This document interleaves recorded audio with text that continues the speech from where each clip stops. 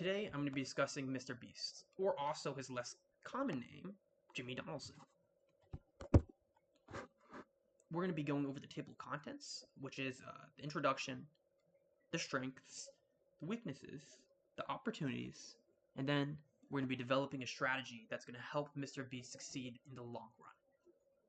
So, the introduction. We're going to be performing a SWOT analysis over Mr. Beast and how he transformed into this global entrepreneur. And Mr. Beast is one of those few people who, to put it frankly, doesn't need an introduction. My mom knows Mr. Beast. My nephew knows Mr. Beast. Everyone knows Mr. Beast. Let's discuss his strengths. So, Mr. Beast's strengths lie in that global outreach. Everyone knows who Mr. Beast is, and his brand is built off the sense of loyalty and generosity and charitability. And that fosters a community that is very loyal to him. Now let's look at his weaknesses.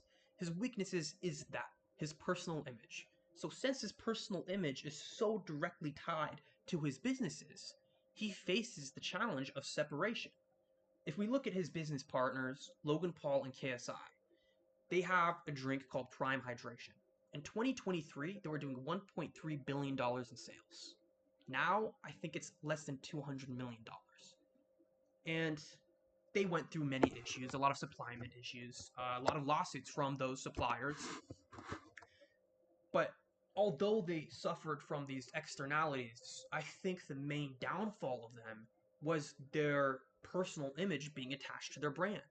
People were saying, hey, I really want to try that new Logan Paul KSI drink.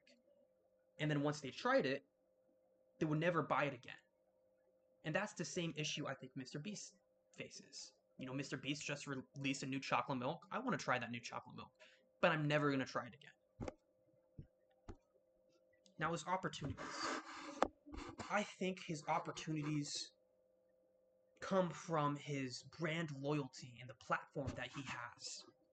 I think if he expands into more philanthropy or more sustainable products, separate from his name, separate like a different entity from Mr. Beast, I think he can truly succeed in that. And I think that will strengthen his long-term growth and his credibility.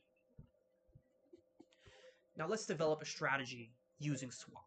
So as we've discussed, we can use brand strength and audience loyalty to launch these companies and have them operate independently from Mr. Beast. And this also involves hiring, an executive panel who's able to run these companies. Because although I'm a fan of Mr. Beast, I don't think he's very savvy in entrepreneurship.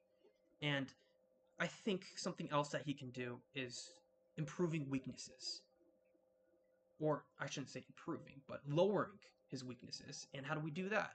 We do that with stricter quality controls and improving management. And we saw that in Mr. Beast Burger, they went through everything. They went through quality issues. They went through consistency issues. They went through lawsuits. They eventually had to shut down their business. I think now it's up and running again. But he faced all of these issues, and it was because of supply chain management. He needs to fix his management. And I think the third thing he can do is capitalize on opportunities by investing in these philanthropic causes and these initiatives.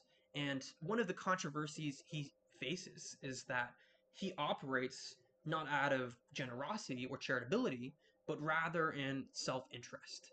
And I think if he does this, if he starts an organization that kind of operates independently of him, people can't say that he's using these poor people for internet attention. But those are my 3 recommendations, and thank you. That's my presentation.